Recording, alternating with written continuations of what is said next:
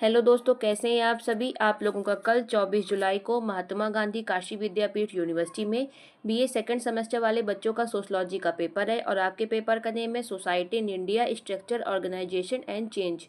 दोस्तों, ये क्लास आपके लिए बहुत महत्वपूर्ण है क्योंकि मैं आपको इस क्लास में वो क्वेश्चन कराऊंगी जो अब तक प्रीवियस ईयर में सबसे ज़्यादा बार पूछे गए हैं और आपके सिलेबस के अकॉर्डिंग जो जिनकी संभावना सबसे ज़्यादा है कि कल आपके पेपर में पूछे जा सकते हैं। तो इन सारी क्लासेस में मैं आपको सिर्फ वही क्वेश्चन कराती हूँ। यह आपकी पहली क्लास है और इसकी एक क्लास और आएगी, वो आपकी सुबह 4 या 5 बजे आपको मिल जाएगी, तो आप उसको भी ज़रूर देख लीजिएगा।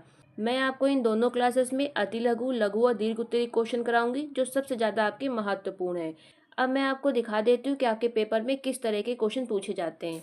मैं आपको कोई पूरा पेपर दिखाने नहीं आई हूँ, मेरा उद्देश्य सिर्फ ये है कि आप खुद भी देख लें कि किस तरह के क्वेश्चन पूछे जा सकते हैं। ये आपके अति लघु क्वेश्चन है। अति लघु क्वेश्चन में आपके सिर्फ एक शब्द दे देता है इस तरह का और आपको इसके बारे में लिखना होता है। 50 शब्द में आपको लिखना होता है।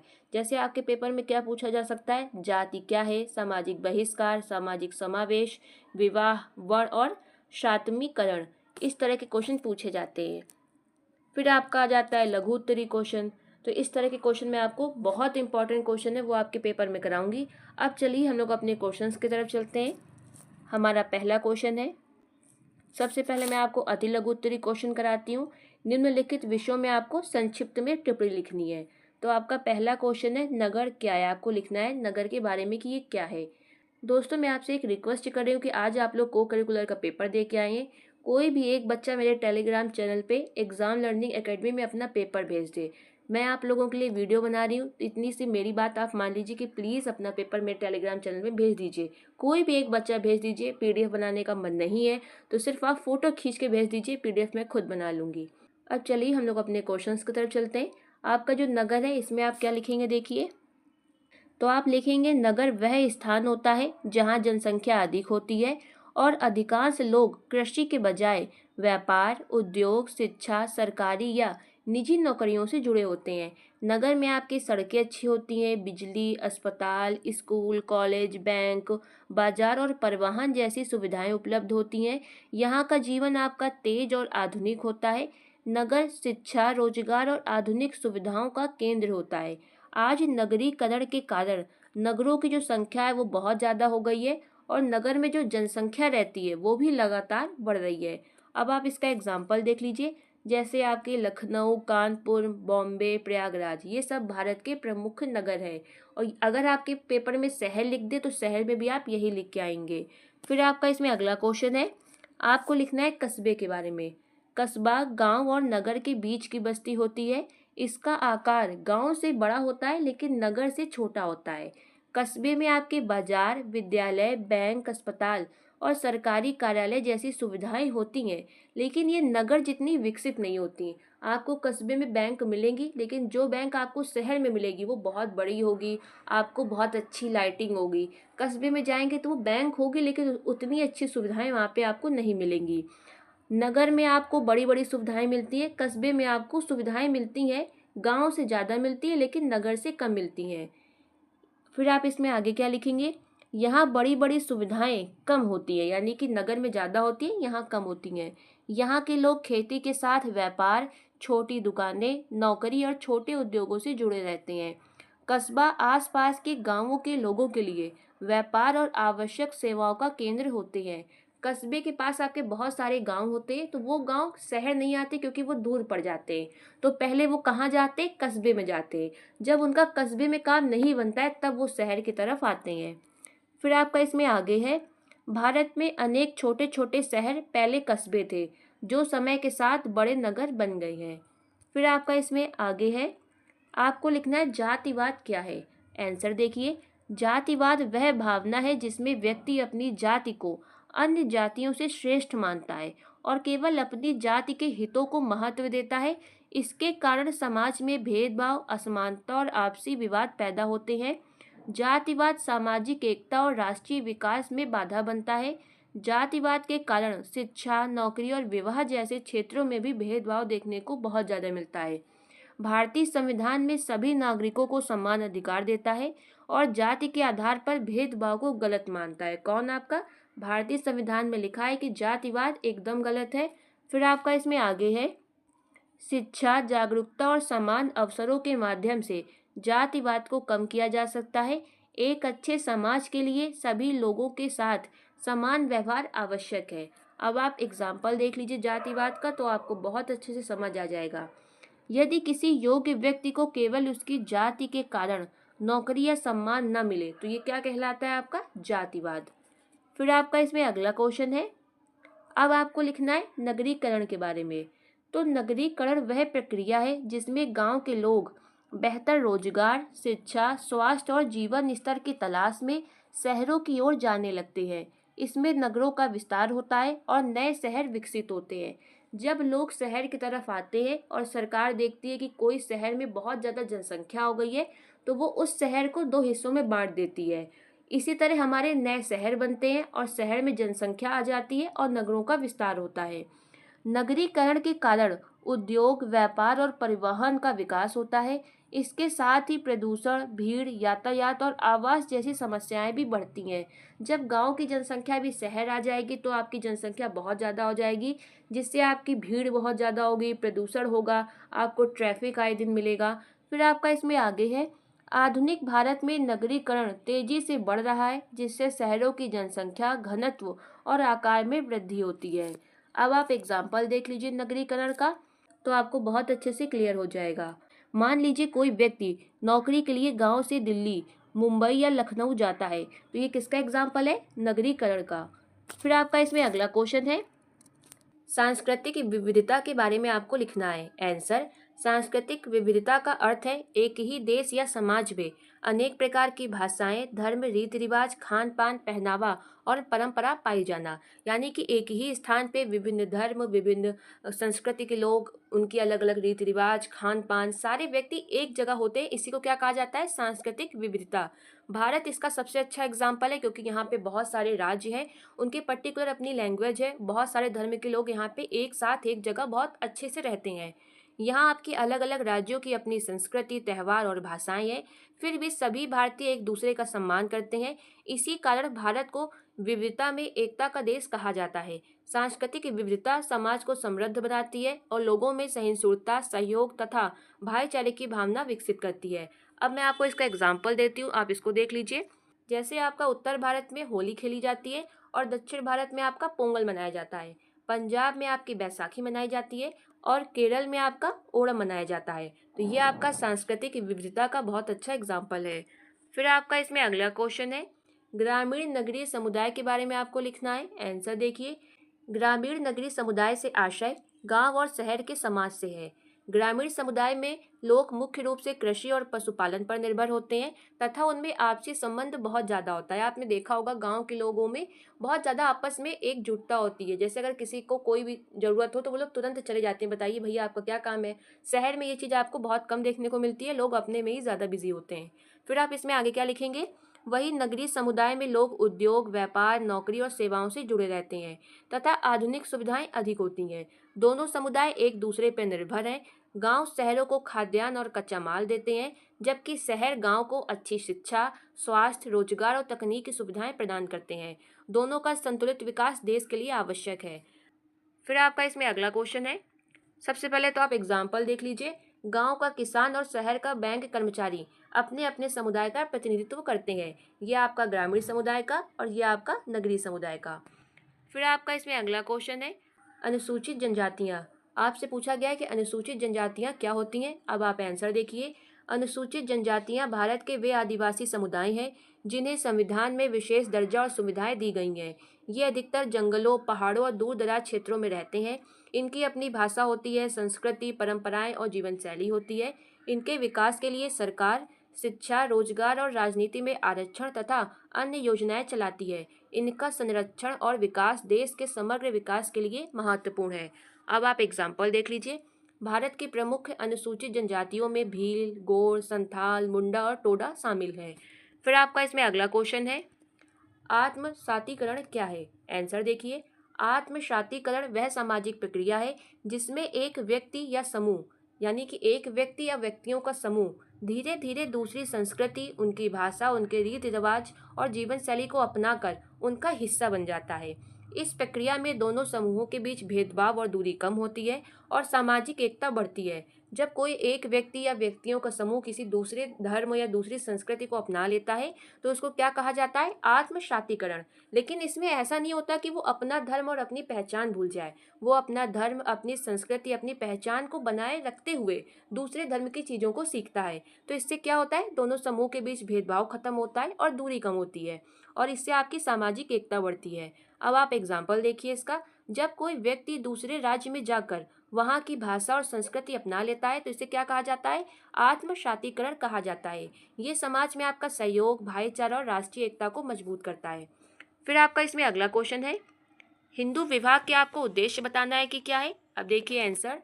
हिंदू धर्म में विवाह केवल सामाजिक समझौता नहीं है, बल्कि एक पवित्र संस्कार माना जाता है। हिंदू विवाह केवल दो व्यक्तियों का नहीं, बल्कि दो परिवारों का पवित्र संबंध माना जाता है। इसका मुख्य उद्देश्य पति पत्नी का साथ मिलकर धार्मिक कर्तव्यों का पालन करना, परिवार की स्थापना करना, संतान उत्पन्न करना तथा उनका पालन पोषण करना है। विवाह से समाज में नैतिक व्यवस्था और सामाजिक स्थिरता बनी रहती है। इसके माध्यम से परिवार और वंश की परंपरा आगे बढ़ती है।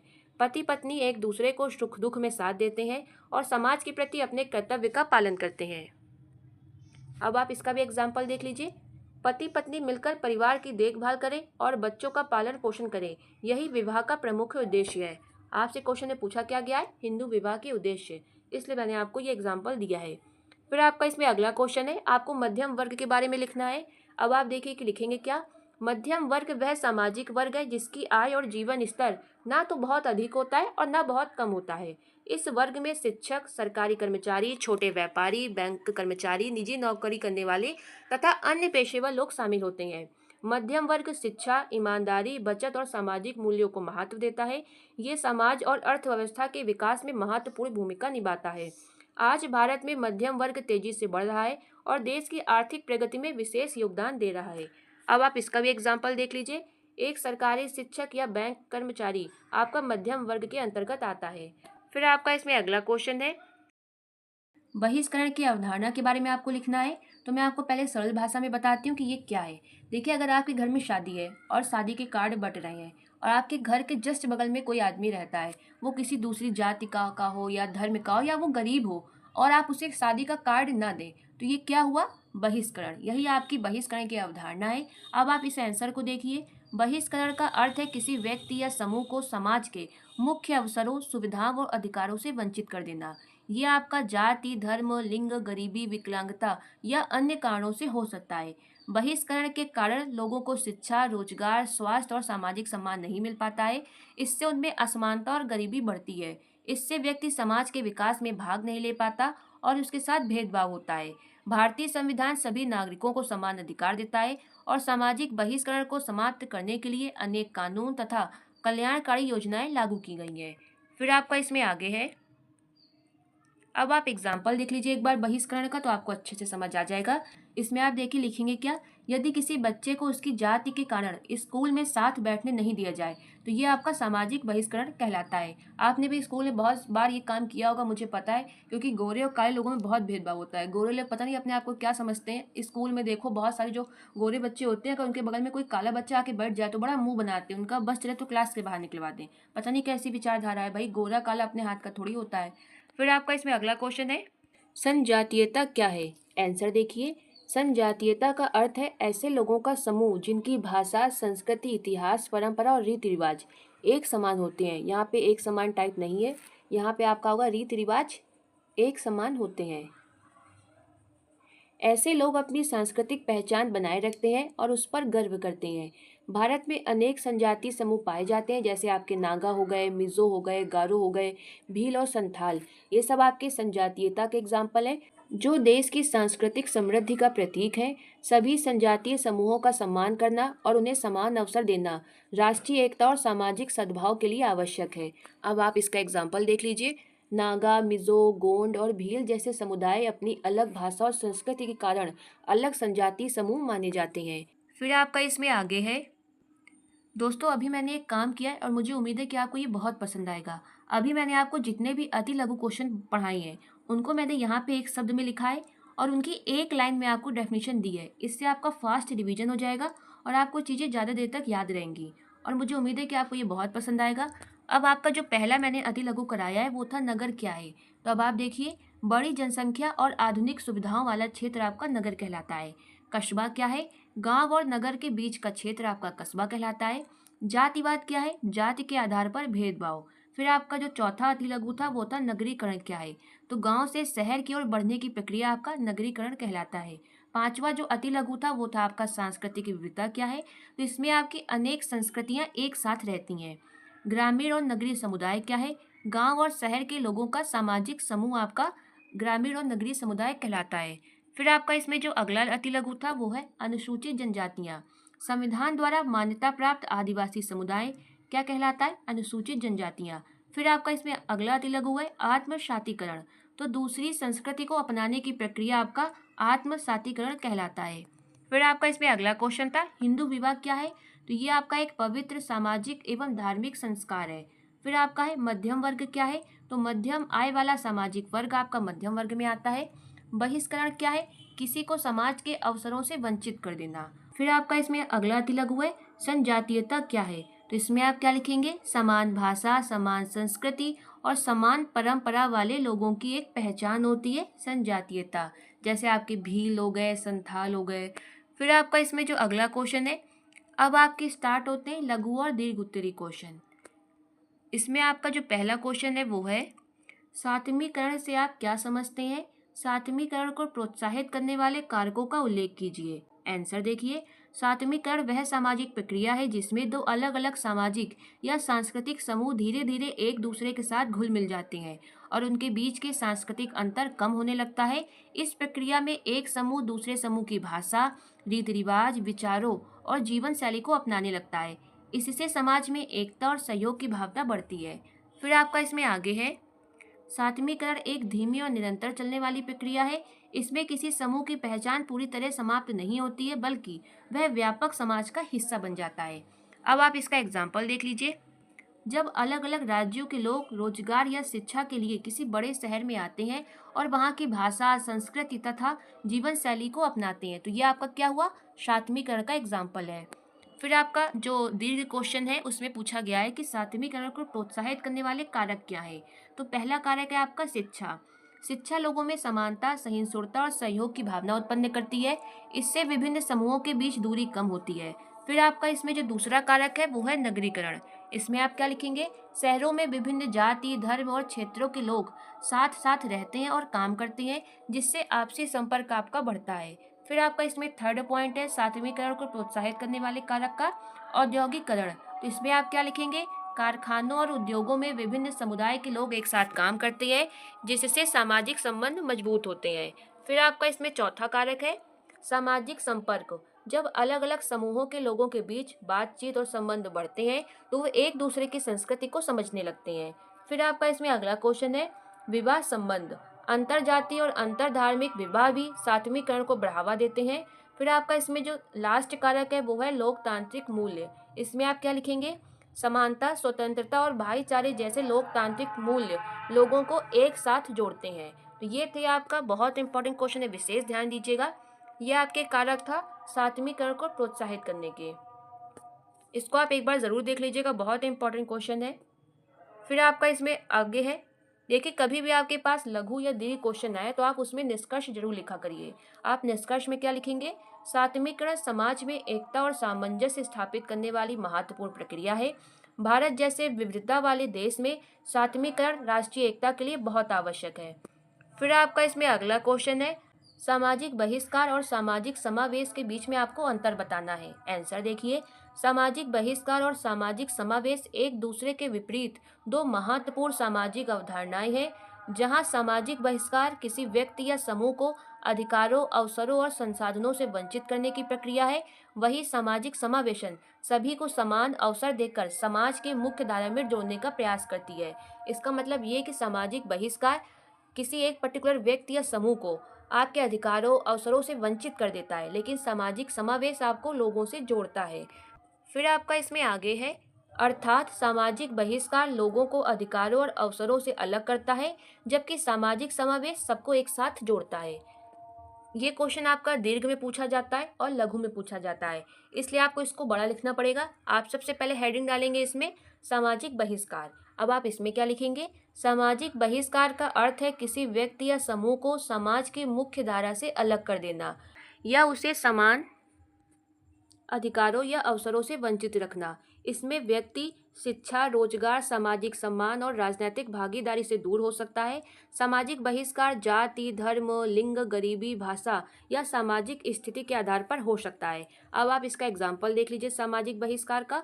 यदि किसी व्यक्ति को उसकी जाति या गरीबी के कारण स्कूल, नौकरी या सामाजिक गतिविधियों से बाहर निकाल दिया जाए या उसे समान अवसर न दिए जाए, तो ये आपका सामाजिक बहिष्कार कहलाता है।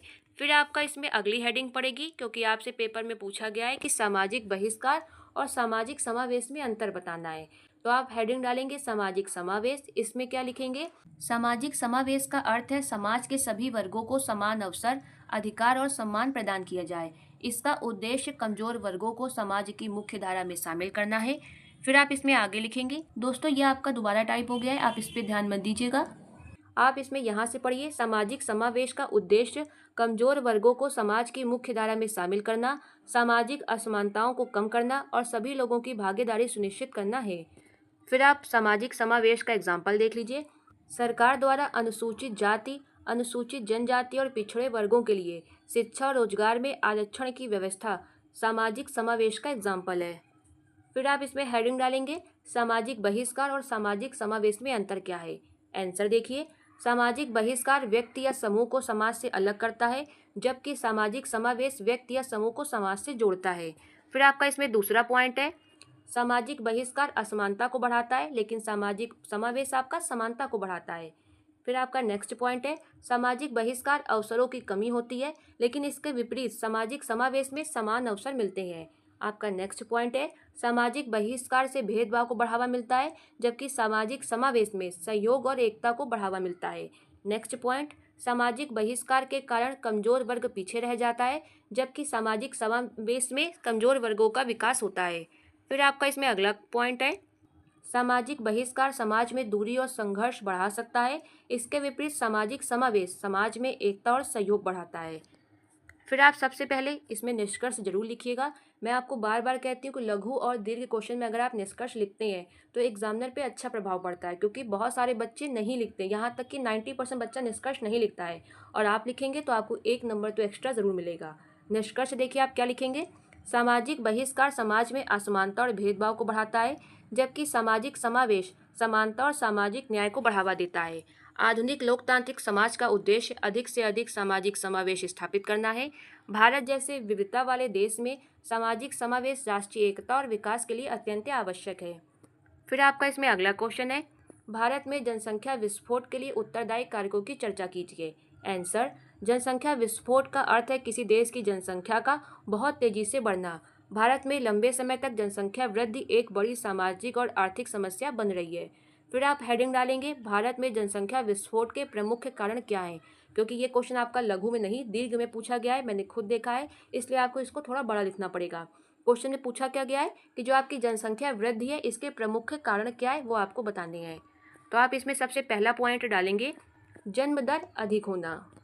इसमें क्या लिखेंगे, भारत में लंबे समय तक जन्म दर अधिक रही है, जिसके कारण यहाँ पे जनसंख्या तेजी से बढ़ी है। सेकंड पॉइंट है आपका मृत्यु दर में कमी। स्वास्थ्य सुविधाओं, दवाइयों, चिकित्सा विकास के कारण मृत्यु दर में कमी हुई है, लेकिन जन्म दर आपकी अधिक बनी रही। फिर आपका जनसंख्या का तीसरा कारण है अशिक्षा। शिक्षा की कमी के कारण लोगों में छोटे परिवार के महत्व की जानकारी कम रही है। फोर्थ पॉइंट है आपका बाल विवाह।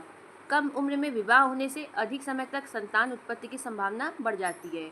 फिर आपका इसमें नेक्स्ट पॉइंट है पुत्र प्राप्ति की इच्छा।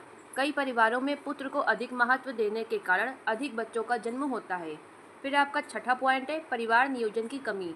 ग्रामीण क्षेत्रों में परिवार नियोजन के साधनों की जानकारी और उपलब्धता में कमी रही। फिर आपका इसमें सातवां पॉइंट है जनसंख्या की वृद्धि का गरीबी। गरीब परिवारों में बच्चों को आर्थिक सहायता के रूप में देखा जाता है। फिर आपका इसमें आठवां पॉइंट है सामाजिक परंपराएं। कुछ सामाजिक मान्यताओं के कारण बड़े परिवारों को महत्व दिया जाता है। अब आप देखिए कि जो आपकी जनसंख्या वृद्धि ज़्यादा है उसका प्रभाव क्या है।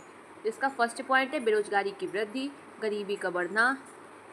थर्ड पॉइंट है आपका शिक्षा और स्वास्थ्य पे दबाव। आवास की समस्या। पांचवा है आपका प्राकृतिक संसाधनों पर दबाव। अब आप निष्कर्ष में क्या लिखेंगे? भारत में जनसंख्या वृद्धि को नियंत्रित करने के लिए शिक्षा, महिला सशक्तिकरण, परिवार नियोजन और जागरूकता आवश्यक है। फिर आपका इसमें नेक्स्ट क्वेश्चन है, भारत में मध्यम वर्ग के उद्भव को समझाइए। आंसर, मध्यम वर्ग समाज का वह वर्ग है जो उच्च वर्ग और निम्न वर्ग के बीच की स्थिति होता है। इसमें शिक्षक, सरकारी कर्मचारी, अधिकारी, छोटे व्यापारी, डॉक्टर, इंजीनियर, वकील और निजी क्षेत्र में काम करने वाले लोग शामिल होते हैं। भारत में मध्यम वर्ग का विकास आधुनिक शिक्षा, औद्योगिकरण और नगरीकरण के कारण हुआ है। फिर आप इसमें हेडिंग डालेंगे, भारत में मध्यम वर्ग के उद्भव का कारण, क्योंकि प्रश्न में आपसे यही पूछा गया है। इसका फर्स्ट पॉइंट है अंग्रेजी शासन का प्रभाव। भारत में ब्रिटिश शासन के दौरान आधुनिक शिक्षा और प्रशासनिक व्यवस्था की शुरुआत हुई। इससे एक नए शिक्षित वर्ग का जन्म हुआ जो आगे चलकर मध्यम वर्ग बना। फिर आपका इसमें सेकंड पॉइंट है आधुनिक शिक्षा का विकास। इसमें क्या लिखेंगे? शिक्षा के प्रसार से लोगों को सरकारी नौकरियों और नए व्यवसायों के अवसर मिले। शिक्षित लोग मध्यम वर्ग का महत्वपूर्ण हिस्सा बने। फिर आपका इसमें थर्ड पॉइंट है औद्योगिकीकरण। कारखानों और उद्योगों के विकास से नए रोजगार पैदा हुए। इससे मजदूरों और उच्च वर्ग के बीच एक नया आर्थिक वर्ग विकसित हुआ जिसे कहा गया मध्यम वर्ग। फिर आपका इसमें चौथा पॉइंट है नगरीकरण। शहरों के विकास से नौकरी, व्यापार और सेवाओं के अवसर बढ़े जिससे मध्यम वर्ग का विस्तार हुआ। फिर आपका इसमें पांचवा पॉइंट है मध्यम वर्ग के उदय का। स्वतंत्रता के बाद विकास। स्वतंत्र भारत में सरकारी संस्थाओं, शिक्षा, बैंकिंग और निजी क्षेत्रों के विकास ने मध्यम वर्ग को मजबूत किया। अब आपको देखना है भारत में मध्यम वर्ग की विशेषता क्या है। भारतीय मध्यम वर्ग की विशेषताएं, ये आपका अति लघु में बहुत पूछा जाता है। इसमें आप क्या लिखेंगे? फर्स्ट पॉइंट है आपका शिक्षा को महत्व देता है आपका। सेकंड है आपका मध्यम वर्ग आर्थिक सुरक्षा चाहता है, आधुनिक जीवन शैली अपनाता है, सामाजिक और राजनीतिक जागरूकता रखता है, उपभोक्ता संस्कृति को बढ़ावा देता है। एक सरकारी शिक्षक, बैंक कर्मचारी या इंजीनियर सामान्यतः मध्यम वर्ग का उदाहरण है। अब आप निष्कर्ष में क्या लिखेंगे?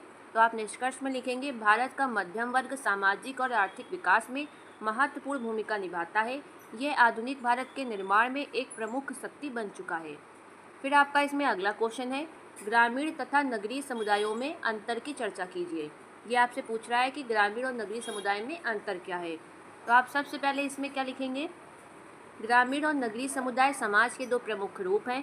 दोनों की जीवन शैली, व्यवसाय, सामाजिक संबंध और संस्कृति में अंतर पाया जाता है। सबसे पहले आप हेडिंग डालेंगे ग्रामीण समुदाय। इसमें आप क्या लिखेंगे? ग्रामीण समुदाय गाँव में रहने वाले लोगों का समुदाय है।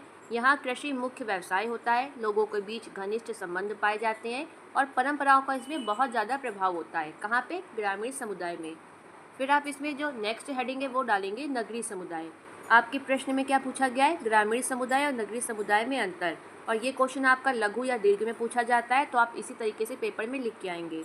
अब आप देखिए कि नगरीय समुदाय में क्या लिखेंगे। नगरीय समुदाय शहरों में रहने वाले लोगों का समुदाय है। यहाँ उद्योग, व्यापार और सेवाएं मुख्य व्यवसाय होते हैं। लोगों के संबंध अधिक औपचारिक होते हैं। आपका ग्रामीण समुदाय में लोगों के संबंध घनिष्ठ होते हैं। अगर किसी को किसी की ज़रूरत होती है तो वहाँ लोग बहुत अच्छे से मदद कर देते हैं। शहर में करते हैं लेकिन ज़्यादा परसेंटेज इसका नहीं है। शहर में लोग ज़्यादा अपने आप में बिजी रहते हैं। अब आप इसमें अगली हेडिंग डालेंगे ग्रामीण और नगरीय समुदाय में अंतर। तो आपका ग्रामीण समुदाय का पहला पॉइंट है ग्रामीण समुदाय आपका कृषि प्रधान होता है। नगरीय समुदाय आपका उद्योग और सेवा प्रधान होता है। सेवा का मतलब नौकरी प्रधान। फिर आप ग्रामीण समुदाय का सेकंड पॉइंट लिखेंगे यहाँ जनसंख्या कम होती है और नगरीय समुदाय में जनसंख्या अधिक होती है। ग्रामीण समुदाय के जो संबंध है वो आपके व्यक्तिगत और घनिष्ठ होते हैं, लेकिन यहाँ के आपके संबंध औपचारिक होते हैं। ग्रामीण समुदाय परंपराओं का प्रभाव बहुत होता है और नगरीय समुदाय में आधुनिक विचारों का प्रभाव होता है। ग्रामीण समुदाय में आपका सामाजिक परिवर्तन धीमे होता है, लेकिन नगरीय समुदाय में आपका जो सामाजिक परिवर्तन है वो बहुत जल्दी होता है। ग्रामीण समुदाय का जीवन आपका सरल होता है और नगरीय समुदाय का जो आपका जीवन होता है वो जटिल होता है। अब आप इसका एग्जाम्पल देख लीजिए। एक किसान का गांव में कृषि करना ग्रामीण जीवन का उदाहरण है, जबकि किसी शहर में नौकरी या व्यापार करना नगरीय जीवन का एग्जाम्पल है। फिर आपका इसमें निष्कर्ष है ग्रामीण और नगरीय समुदाय एक दूसरे से जुड़े हुए हैं। गांव शहरों को खाद्य सामग्री देते हैं, जबकि शहर गांव को बाजार, शिक्षा और रोजगार के अवसर प्रदान करते हैं। फिर आपका इसमें अगला क्वेश्चन है राष्ट्रीय एकीकरण को प्रभावित करने वाले कारकों की विवेचना कीजिए। आंसर देखिए। राष्ट्रीय एकीकरण का अर्थ है देश के सभी लोगों में एकता, भाईचारे और राष्ट्रीय भावना का होना। भारत जैसे विविधता वाले देश में राष्ट्रीय एकीकरण बहुत महत्वपूर्ण है। फिर आप इसमें हेडिंग डालेंगे राष्ट्रीय एकीकरण को प्रभावित करने वाले सकारात्मक कारक। प्रश्न में आपसे सिर्फ कारक पूछा है। अगर यहाँ पे कह देता सकारात्मक कारक लिखे तो आप सिर्फ सकारात्मक कारक लिखते, लेकिन सिर्फ कारक पूछा है तो आप सकारात्मक और नकारात्मक दोनों लिखेंगे। अब आप देखिए कि सकारात्मक कारक का पहला पॉइंट क्या है, संविधान।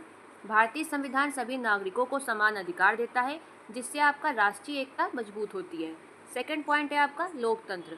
लोकतांत्रिक व्यवस्था लोगों को भागीदारी और समान अवसर प्रदान करती है। थर्ड पॉइंट है आपका राष्ट्रीय एकता। राष्ट्रीय ध्वज, राष्ट्रगान और राष्ट्रीय त्यौहार लोगों में राष्ट्रीय एकता की भावना पैदा करते हैं।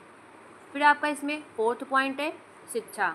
शिक्षा लोगों में सहिष्णुता और राष्ट्रीय भावना विकसित करती है। पांचवा पॉइंट है आपका आर्थिक विकास। समान आर्थिक विकास देश के विभिन्न क्षेत्रों के बीच दूरी को कम करता है।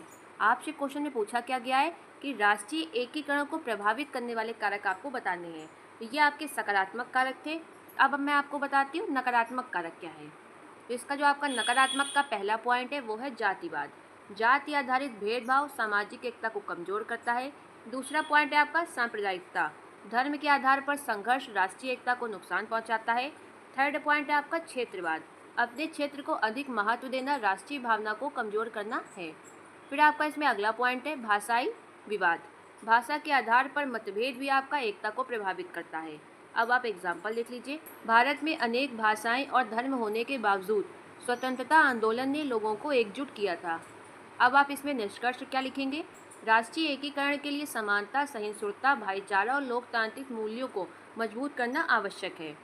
फिर आपका इसमें अगला क्वेश्चन है, भारत में ग्रामीण समुदाय की प्रमुख विशेषताओं का वर्णन कीजिए। आंसर, ग्रामीण समुदाय भारत के सामाजिक जीवन का महत्वपूर्ण आधार है। भारत की बड़ी जनसंख्या गांवों में निवास करती है। ग्रामीण समाज की अपनी विशेष सामाजिक, आर्थिक और सांस्कृतिक पहचान होती है। अब आप हेडिंग डालेंगे ग्रामीण समुदाय की प्रमुख विशेषताएं। इसमें आपका पहला पॉइंट है कृषि प्रधान अर्थव्यवस्था। ग्रामीण समाज का मुख्य व्यवसाय कृषि होता है। अधिकांश लोग आपका खेती और उससे जुड़े कार्यों पर निर्भर होते हैं। सेकंड पॉइंट है आपका सरल जीवन शैली। ग्रामीण लोगों का जीवन अपेक्षाकृत सरल होता है, उनकी आवश्यकताएं सीमित होती हैं। थर्ड पॉइंट है आपका घनिष्ठ सामाजिक संबंध। गांवों में लोग एक दूसरे को अच्छी तरह जानते हैं, सामाजिक संबंध व्यक्तिगत और मजबूत होते हैं। फिर आपका इसमें चौथा पॉइंट है ग्रामीण समुदाय की विशेषता का परंपराओं का प्रभाव। ग्रामीण समाज में रीति रिवाज, धार्मिक विश्वास और परंपराओं का प्रभाव अधिक होता है। पांचवा पॉइंट है आपका संयुक्त परिवार। इसमें आप क्या लिखेंगे, ग्रामीण क्षेत्रों में पारंपरिक रूप से संयुक्त परिवार व्यवस्था देखने को मिलती है। फिर आपका इसमें अगला क्वेश्चन है सामाजिक नियंत्रण। गांवों में सामाजिक नियमों और पंचायतों का प्रभाव अधिक होता है। सातवां पॉइंट है आपका सामुदायिक भावना। गांवों में लोग एक दूसरे की सहायता करते हैं और सामूहिक कार्यक्रमों में भाग लेते हैं। जैसे एग्जाम्पल, गांव में फसल कटाई, विवाह और त्योहारों में लोगों का एक साथ मिलकर रहना। फिर आपका इसमें आठवां पॉइंट है ग्रामीण की विशेषता का परिवर्तन। शिक्षा, तकनीकी, संचार और नगरीकरण के कारण ग्रामीण समाज में तेजी से बदलाव आ रहा है। अब आप इसमें निष्कर्ष क्या लिखेंगे, ग्रामीण समुदाय भारतीय समाज की नींव है। ये परंपरा और सामुदायिक भावना के लिए जाना जाता है। तो दोस्तों ये थे आपके मोस्ट इंपॉर्टेंट लघु, अति लघु और दीर्घ उत्तरीय क्वेश्चन। किसी भी क्वेश्चन में कोई भी डाउट हो तो आप मुझे निसंकोच कमेंट कर सकते हैं। बाकी अगर आपको किसी और क्वेश्चन का आंसर चाहिए तो वो क्वेश्चन भी आप कमेंट बॉक्स में लिख दीजिएगा, मैं उसका आंसर भी आपको प्रोवाइड करा दूंगी। वीडियो देखने के लिए धन्यवाद।